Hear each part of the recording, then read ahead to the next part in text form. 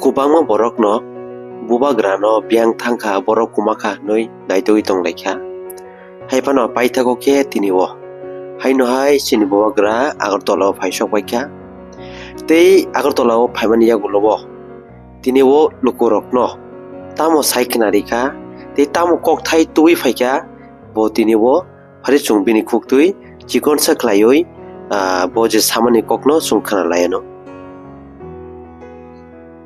Mission से वही बात हुआ है कि डायरेक्ट फंडिंग होना चाहिए एडीसी में।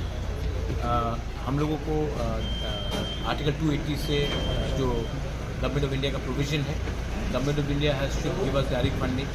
आज के दिन 68% of Tripura is ADC area, लेकिन फाइनेंस सिर्फ 1.7% का बजट का आता है। तो ये सब बात हुआ है।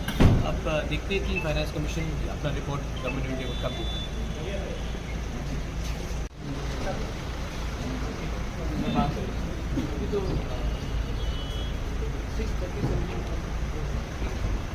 6:30 को कौन आ रहा है?